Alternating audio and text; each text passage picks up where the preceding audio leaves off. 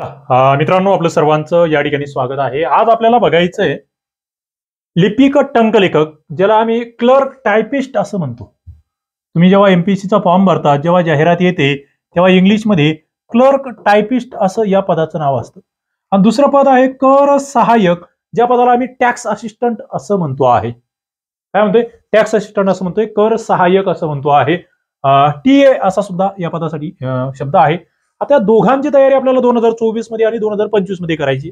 जे नवीन विद्यार्थी आहे, फ्रेश विद्यार्थी आहे, त्यांच्यासाठी हा व्हिडिओ आहे. म्हणजे एकदम बेसिक पासून ते शेवटपर्यंत, पूर्वचा फॉर्म भरेपासून ते फायनल तुमचं सिलेक्शन होईपर्यंत कशी प्रोसेस असते, ती सगळी माहिती आपल्याला या ठिकाणी बघायची आहे. आता लेटेस्ट बदल जे झालेले त्याच्यानुसार मी हे बोलणार आहे. याच्या आधीचे व्हिडिओ सुद्धा तुम्ही खूप सारे व्हायरल आपले केले होते यावरचे. आणि दोन्ही पद मी एकत्र का केले? कारण थोडंसं टायपिंगशी निगडीत दोन्ही पदं आहेत. दोन्हीच्या बऱ्याच गोष्टी सेम आहेत. सिलेबस मध्ये थोडेफार बदल असतील, त्यावर आपण बोलूया. ते तुम्हाला मी पुढे सांगतो.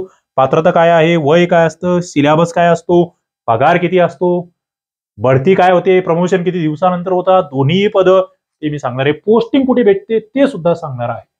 अभ्यासकट्टा ऍप्लिकेशन आहे, डाउनलोड करून घ्या. डिस्क्रिप्शन बॉक्समध्ये लिंक दिलेली आहे तुमच्यासाठी.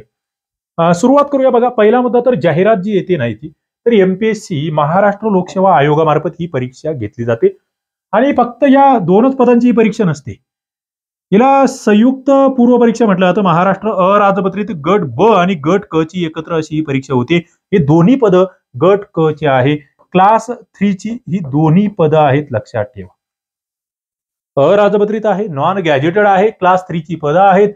महाराष्ट्र लोकसेवा आयोग या ठिकाणी हे पेपर कंडक्ट करत असतो. एकत्रितपणे 8-10 परीक्षांचे पेपर होत असतात. आता सगळ्यात महत्वाचा मुद्दा या ठिकाणी पात्रता भारतीय नागरिक तुम्ही असले पाहिजेत. वयाबद्दल सगळ्यात महत्वाचा मुद्दा आहे की हे जे पद आहेत या ठिकाणी वय काय असतं. बघा, कमीत कमी कर सहाय्यकला कमीत कमी 18, लिपिक टंकलेखकला कमीत कमी 19 एवढं वय असतं. आता जे अमागास आहेत यांना मॅक्झिमम 38 वय, दोन्ही ठिकाणी सेम वय, सगळं सेम आहे. जे मागासवर्गीय, अनाथ, आर्थिक दुर्बल घटक आहेत त्यांना 43 वर्षे मॅक्झिमम वय. ही मागची जाहिरात आपण 2023 ची जाहिरात फॉलो करतो आहे. 2024 आणि 25 मध्ये याच्यात काही बदल जास्त होईल असं मला वाटत नाही. यावेळेला जी जाहिरात येईल तेव्हा सुद्धा आपण त्याच्यावर बघूया. खेळाडू जे आहेत त्यांना सुद्धा 43, माजी सैनिक आणि इतर अधिकारी यांना 38 प्लस सेवा कालावधी प्लस 3 वर्ष असं ते वय त्या ठिकाणी आहे. आणि जे इतर मागासवर्गीय वगैरे त्यांना 43 प्लस सेवा कालावधी प्लस 3 वर्ष अशी वयाची मर्यादा आहे. त्याच्यानंतर हे 45-45 सगळं दिव्यांग, प्रकल्पग्रस्त, भूकंपग्रस्त, अंशकालीन पदवीधरांना 55 मॅक्झिमम वय या ठिकाणी चालणार आहे. आता पुढचा मुद्दा जो होतो शैक्षणिक अर्हता. बघा, या ठिकाणी इथे जरा लक्ष देण्याची गरज आहे. दोन्ही पदं जे आहेत, दोन्ही पदांमध्ये काय फरक आहे तेही मी सांगतो. लिपिक टंकलेखकचं पद आहे. दोन्ही ठिकाणी सगळ्यात महत्वाचं, तुम्ही मान्यताप्राप्त विद्यापीठाची पदवी घेतलेली असली पाहिजे किंवा त्याला समकक्ष जी काही समतुल्य पदवी आहे ती घेतलेली असली पाहिजे. तुमचं ग्रॅज्युएशन झालेलं असावं, बीए असेल, बीएससी असेल, बीकॉम असेल, इतर इंजिनिअरिंग मधलं कोणतंही असेल, तुमच्याकडे डिग्री असली पाहिजे. आता सगळ्यात महत्वाचं आहे, तर शेवटच्या वर्षाला जर तुम्ही असाल तर तुम्हाला पूर्व परीक्षेचा फॉर्म भरता येतो का? तर यस, भरता येतो. मग तुम्ही म्हणाल आमचं फायनल इयर कधी पूर्ण झालेलं असलं पाहिजे, आमचा निकाल कधीपर्यंत लागलेला असला पाहिजे? तर जेव्हा मुख्य परीक्षा तुम्हाला द्यायची आहे, तुम्ही जर त्याला पात्र ठरलात, तर मुख्य परीक्षेचा फॉर्म भरण्याचा दिनांक असतो, शेवटचा दिनांक असतो, त्या दिनांकापर्यंत तुमचा रिझल्ट आलेला असला पाहिजे. फायनल सेमिस्टर, फायनल इयरचा तुमचं डिग्री कंप्लीट झालेलं असलं पाहिजे. किंवा त्याच्यामध्ये तुम्हाला काही असे पदवी असू शकतात जिथे अनुभव आवश्यक आहे, तर ती अट त्याच्या आधी पूर्ण झालेली असली पाहिजे. मराठी भाषेचं ज्ञान आहे ते सगळ्यांनाच असतं. सगळ्यात महत्वाचा मुद्दा, हे पद जे वेगळे ठरतात ते का ठरतात, लिपिकसाठी काय असावं लागतं आणि कर सहाय्यकसाठी काय वेगळं लागतं. टंकलेखनाची अर्हता ही अत्यंत महत्वाची आहे. टायपिंग म्हणतो आपण त्याला. जे कर सहाय्यक आहे ना, मराठीचं जे टायपिंग आहे, किमान 30 शब्द प्रति मिनिटचा वेग मराठीचा असला पाहिजे. दुसरं, इंग्रजी टंकलेखनाचा वेग जो आहे तो किमान 40 शब्द प्रति मिनिटचा असला पाहिजे. आणि शासकीय वाणिज्य प्रमाणपत्र परीक्षाचं ते उत्तीर्ण असल्याचं प्रमाणपत्र तुमच्याकडे असावं. म्हणजे मराठी 30 आणि इंग्लिश 40 अशी क्वालिफिकेशन या ठिकाणी तुमच्याकडे असली पाहिजे. आता लिपिकचं काय आहे, जे टायपिंग आहे इथे सुद्धा मराठी 30 आणि इंग्लिश 40 तुमच्याकडे असलं पाहिजे किंवा त्याला समकक्ष, म्हणजे दोन्हीकडे टायपिंग सेम आहे. आता इथे एक मुद्दा लक्षात घ्या.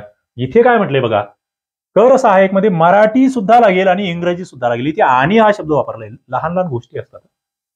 इकडे किंवा वापरलाय. तुम्हाला आहे ना जे टायपिंग आहे का, एक तर मराठीचा असेल तुमचा 30 ना, तुम्ही मराठीचे क्लरिकल साठी फॉर्म भरू शकता, आणि इंग्लिशचा असेल ना इंग्लिशसाठी, म्हणजे इथे दोन्हीपैकी एक असेल ना तरी तुम्हाला फॉर्म भरता येतो. फक्त ते जागा, इथे रिक्त जागांची संख्या वेगवेगळी असते, इंग्लिशसाठी वेगळी, मराठीसाठी वेगळी, पण इथे दोन्ही कंपल्सरी आहे. तुम्हाला कर सहाय्यक आणि लिपिक टंकलेखक मधला फरक कळाला असेल असं मला वाटतं. कर सहाय्यकला दोन्ही सुद्धा लागेल, लिपिक टंकलेखकला दोन्हीपैकी एक असेल तरी चालेल. दोन्ही असेल तुम्हाला दोघांसाठी फॉर्म टाकता येईल, काही प्रॉब्लेम नाही. आता पुढचा मुद्दा जो आहे तो म्हणजे 40 शब्द प्रति मिनिट समकक्ष अर्हता म्हणून आम्ही कशाला स्वीकारलेला आहे ते या ठिकाणी दिलेला आहे. जे basic course in computer typing आहे तो या ठिकाणी basic course in computer typing Marathi 30 आणि इंग्लिश 40 या ठिकाणी चालणार. तो एक मुद्दा लक्षात घ्या. ओके, तो मुद्दा लक्षात घ्या. आता पुढचा मुद्दा जो आहे तो इथे एक मुद्दा दिलाय त्यांनी की इंग्रजी टंकलेखन प्रमाणपत्र धारण करणाऱ्या उमेदवाराची लिपिक टंकलेखक संवर्गामध्ये नियुक्ती झाल्यानंतर त्याने नियुक्तीच्या दिनांकापासून 4 वर्षामध्ये मराठी टंकलेखनाचे किमान 30 शब्द प्रति मिनिट वेग मर्यादेचे विहित प्रमाणपत्र सादर करणं सक्तीचे आहे. म्हणजे आता हे जे तुम्हाला इथे दिलं ना, एखाद्याचं इंग्रजी टायपिंग आहे बाबा, त्याने इंग्रजीवर त्याचं सिलेक्शन तर झालं, पण त्याला 4 वर्षाच्या आत मराठी सुद्धा करून घ्यावं लागेल. हा अत्यंत महत्वाचा मुद्दा या ठिकाणी आहे आणि तो लक्षात घ्या. तर तुमच्या लक्षात आलंय, इंग्लिश आहे, मराठी करावं लागेल, नंतरचा विषय आहे, आणि फक्त मराठी तुम्ही धारण केलेला आहे तर नंतर तुम्हाला 4 वर्षामध्ये इंग्लिशचं करावं लागेल. या दोघांचाही तुम्हाला नंतर त्या ठिकाणी टायपिंग करून द्यावं लागेल. एक असेल, दुसरं तुम्हाला कंपल्सरी आहे, पण ते नंतर आहे. पुढचा मुद्दा, तुम्हाला शासकीय वाणिज्य परीक्षा मंडळाची विहित टंकलेखन अर्हता आयोगाकडून निश्चित करण्यात येणाऱ्या दिनांकाला धारण करावे लागेल, अन्यथा तुमचं पद त्या ठिकाणी जाऊ शकतं. आता इथे काही तात्पुरती सूट काही लोकांना दिली होती या मागच्या जाहिरातीमध्ये, पुढेही ती असेल असं आपण गृहीत धरूया. कोणाला सूट असते, काय सूट असते हे महत्वाचं आहे. दोघांना सुद्धा सूट असते. सगळ्यात महत्वाचं जे दिव्यांग उमेदवार आहेत त्यांना या ठिकाणी आधी नसेल टायपिंग तरी चालतं, 2 वर्षाच्या आत नंतर त्यांना लागेल. ओके. दुसरं जे माजी सैनिक आहेत त्यांना सुद्धा 2 वर्षाचा कालावधी दिला आहे आणि 2 संधी दिलेल्या आहेत. दोन्हीकडे त्याचे 2 संधीमध्ये 2 वर्षाच्या आत करावं लागेल. अनाथ उमेदवारांचं सुद्धा तेच आहे, 2 वर्ष 2 संधी, प्रकल्पग्रस्त 2 वर्ष 2 संधी, भूकंपग्रस्त 2 वर्ष 2 संधी, पदवीधर अंशकालीन 2 वर्ष 2 संधी. म्हणजे हे जे आहेत यांना, या आरक्षणवाल्यांना आधी टायपिंग नसेल तरी फॉर्म भरता येतो. ओके. तरी तुम्हाला या परीक्षा द्यायची असेल तर तुम्ही आताच टायपिंग करून घ्या, केलेलं असेल तर बेस्टच आहे, तुमचं ते काम होऊन जाईल. आता इथे जे नियम राबवले जातात ते म्हणजे कर सहाय्यक सेवा प्रवेश नियम 2013 या ठिकाणी लागू होतात. त्याच्यानंतर इकडे लिपिकचे सेवा प्रवेश नियम 2022 या ठिकाणी लागू होतात, ते तुम्हाला माहित असले पाहिजे. लिपिक टंकलेखकचे 2017 नियम या ठिकाणी लागू होतात. हे काही जास्त कामाचं नाहीये. आता इथे काय असतं, परीक्षेचे टप्पे कसे असतात, पूर्व परीक्षा किती गुणांची असते, मुख्य किती गुणांची असते ते तुम्हाला माहित असलं पाहिजे. बघा, इथे पूर्व परीक्षा कर सहाय्यक आणि टंकलेखक दोघांची सेम 100 गुणांची, हा कंबाईनचा पेपर येतो, PSI STI SO सगळ्यांचा एकत्र पेपर होतो, तो 100 गुणांचा असतो, त्यानुसार कट ऑफ लागतं. मेन्सला दोघांचे सेपरेट पेपर जे आहेत ते 200 गुणांचे या ठिकाणी आहेत, ते लक्षात घ्या. सगळ्यात महत्वाचं, कर सहाय्यक, कक्ष अधिकारी, लिपिक टंकलेखक या ठिकाणी टंकलेखन कौशल्य चाचणी अनिवार्य आहे, ज्याला आम्ही स्किल टेस्ट म्हणतो. कौशल्य चाचणी असं आपण त्याला म्हणतो आहे, ती या ठिकाणी अनिवार्य आहे, ती तुम्हाला नंतर द्यावी लागेल. असं नाही की फक्त काही जणांनी डुप्लिकेट सर्टिफिकेट वगैरे काढल्याची घटना मागे घडल्या होत्या. आता दिव्यांगांची सुद्धा चौकशी सुरू आहे, त्याच्यामुळे काही खोटारड करण्याचा प्रयत्न करू नका.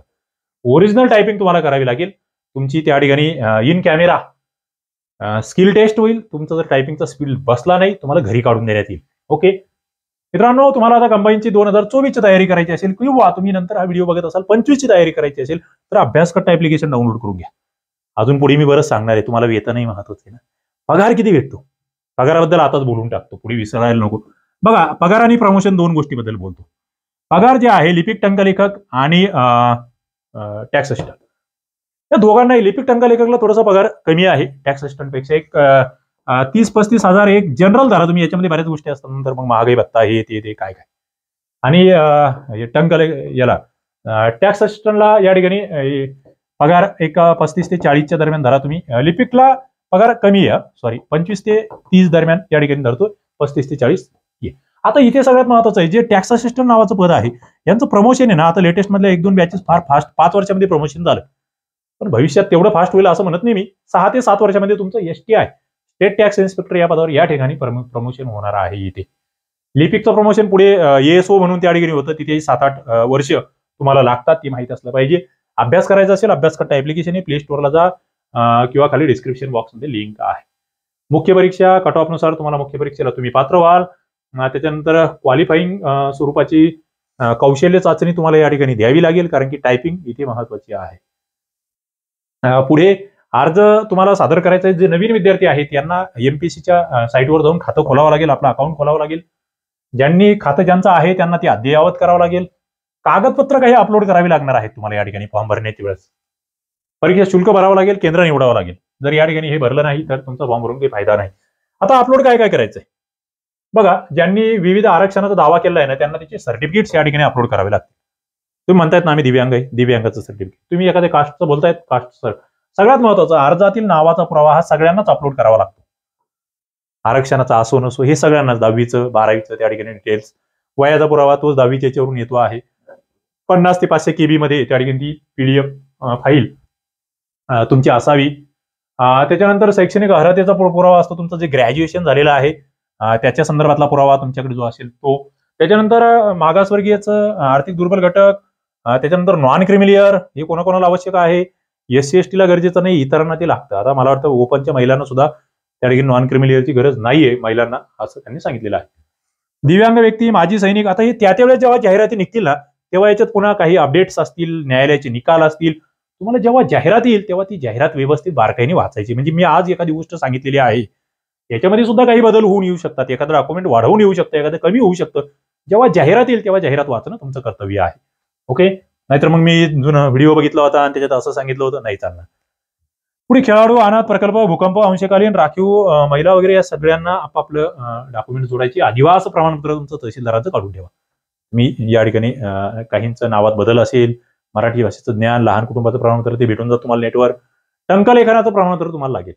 अनुभवाचं प्रमाणपत्र काही ठिकाणी पाहिजे असेल तर इथे गरज नाहीये तुम्हाला अनुभवाची. पुढे जातोय मी. MPSConline.gov.in या संकेतस्थळावर जाऊन तुम्हाला फॉर्म भरावा लागतो. MPSC.gov.in हे संकेतस्थळ तुम्ही चेक करत राहत जा. हे अधिकृत संकेतस्थळ MPSCचं या ठिकाणी आहे. फीस एक जनरल 400 ते 300 रुपये, 400 ओपनला, 300 इतरांना असते. मेन्सला वेगळी फीस भरावी लागते, ती रिफंड भेटत नाही. ऑनलाईनही भरता येते, ऑफलाईन सुद्धा फीस या ठिकाणी भरता येते, हे तुम्हाला माहित असलं पाहिजे. आता आणखी एक मुद्दा असतो बघा, बदल्यांचं काय. जर तुम्ही क्लर्क असाल तर क्लरिकल मध्ये तुमचा एकदा मुंबईला जर पोस्टिंग झालं तर मुंबईच्या बाहेर तुम्हाला येता येत नाही. त्या क्लरिकल मध्ये सुद्धा दोन प्रकार, एक मंत्रालयीन क्लरिकल असतात आणि एक अदर डिपार्टमेंट्स असतात. अदर डिपार्टमेंटमध्ये जर तुमचं झालं तर मग तुम्हाला इतर जिल्ह्यांच्या ठिकाणी पोस्टिंग भेटणार. पण मंत्रालयातलं डिपार्टमेंट जर तुम्हाला भेटलं तर तुम्हाला मंत्रालयातच त्या ठिकाणी शेवटपर्यंत काम करावं लागेल. टॅक्स असिस्टंट जे आहे यांच्या बदल्या होत राहतात. यांच्या महाराष्ट्रभर कुठेही बदल्या होऊ शकतात. तुमचा जे जिल्हा आहे तिथे तुम्हाला बदली करता येते, विनंती बदली वगैरे. 2-3 वर्षे तुम्हाला बाहेर राहावं लागू शकतं. पती पत्नी असेल नोकरीला तर त्या वेळेस जरा लवकर बदल्या होण्याची शक्यता असतात. अशा पद्धतीने जागा असतात. उभं आडवं आरक्षण, सामाजिक आणि समांतर, त्या जागा प्रत्येक वेळेस बदलतात. इकडे सुद्धा वेगवेगळ्या विभागानुसार रिक्त पदांची माहिती तुम्हाला जाहिरातीमध्ये येत असते. जी क्लरिकलची माहिती आहे ती तुम्हाला माहिती असली पाहिजे. खूप मोठी जाहिरात यावेळेस मागची आली होती 8000+ जागांची. आता इथे सिलेबस काय असतो. प्री 100 गुण तुम्हाला मी सांगितलेलं आहे. मेन्सला या ठिकाणी जर बघितलं तुम्ही तर 200 गुणांचा पेपर असतो, ते तुम्हाला माहित असलं पाहिजे. प्रीला पदवी लेवलचं तुमचं असणारे मराठी इंग्रजी असणारे 1 तासाचा पेपर असणारे, वस्तुनिष्ठ प्रश्न या ठिकाणी असणारे, 1/4 निगेटिव्ह मार्किंग असणारे आणि निकाल हा पॉइंट मध्ये लागतो, म्हणजे अपूर्णांकात सुद्धा लागू शकतो, ते माहित असावं. आता जे जनरल सिलेबस जो आपण PSI STI ASOचा सिलेबस आहे तोच आहे. इतिहास, भूगोल, मग इतिहासमध्ये महाराष्ट्र भारत, भूगोलात सुद्धा महाराष्ट्र भारत, थोडंसं जगाचे प्रश्न सुद्धा येऊ शकतात. आता याच्या मी सिलेबसवर वेगळे व्हिडिओज तुम्हाला बनवलेले आहेत, त्याच्यामुळे इथे मी जास्त टाइमपास करणं टाळतोय, कारण याची व्हिडिओज मी बनवलेले आहे. याच्यावर मी वेगळे लेक्चर आणखी घेणार आहे. भारतीय अर्थव्यवस्था, शासकीय अर्थव्यवस्था, चालू घडामोडी, राज्यशास्त्र, सामान्य विज्ञान, गणित, बुद्धिमत्ता हा या ठिकाणचा प्रीचा सिलेबस आहे, जो की PSI STI ASO, लिपिक, टंकलेखक इतर अनेक पदांसाठी एकच आहे. ती परीक्षा एकत्र होते. मेन्सला मात्र पेपर 1 आणि पेपर 2 या ठिकाणी असणार आहे. 2 प्रश्नपत्रिका असणार आहे. पेपर 1 मराठी आणि इंग्रजीचा असणार आहे. पेपर 2 सामान्य अध्ययन आणि बुद्धिमत्तेचा असणार आहे. इथे सुद्धा 1/4 आहे. मराठी 12वी लेवलचा असणार आहे. 50 प्रश्न 100 गुणांसाठी. इंग्रजी पदवी लेवलची असणार आहे, 50 प्रश्न 100 गुणांसाठी. आणि हे जीके जीएस जी आहे ती पदवी लेवलचं असणार आहे. या ठिकाणी तुम्ही जर बघितलं तर पेपर 1 जो आहे तो एक जनरल पेपर, सगळ्यांसाठी सेम पेपर आहे असं आपण म्हणूया. मेन्सचा पेपर हा सगळ्यांसाठी सेम आहे. त्यामध्ये मराठी आणि इंग्रजी आहे, व्याकरण आणि व्होकॅब्युलरी दोन्हीमध्ये सुद्धा. याची प्रिव्हियस पेपर वगैरे आपण सगळे अभ्यास कट्टा ॲपवर तुम्हाला देतोय, त्या ठिकाणी जाऊन तुम्हाला प्रॅक्टिस करायची. आता इकडे बघा, पेपर 2 ला सामान्य बुद्धिमत्ता आणि आकलन असतं, चालू घडामोडी, अंकगणित, सांख्यिकी, माहितीचा अधिकार 2005, महाराष्ट्र लोकसेवा अधिनियम 2015, पॉलिटी आहे मेन्सला, भूगोल आहे मेन्सला, पर्यावरण या ठिकाणी आहे, सामान्य विज्ञान तंत्रज्ञान आहे, अर्थव्यवस्था पुन्हा एकदा आहे. हे तुम्हाला या ठिकाणी माहित असलं पाहिजे. जनरल हा सिलेबस या ठिकाणी आहे. काही चेंजेस असले तुम्हाला जाहिरातीमध्ये कळत जाते. प्री आणि मेन्स दोन्ही बॅचेस तुम्हाला या ठिकाणी चालू आहे. फुल कोर्स सुद्धा तुमचा आहे अभ्यासकट्टा ऍप्लिकेशनवर. म्हणजे प्री आणि मेन्सचा दोघांचा एकत्रित अभ्यास तुम्ही अभ्यासकट्टा ऍपवर जाऊन करू शकता. तुम्हाला हे लेक्चर कसं वाटलं, तुम्हाला हा व्हिडिओ आवडला असेल नक्की लाईक करा, शेअर करा, चॅनलला सबस्क्राईब करा. थांबतो. धन्यवाद.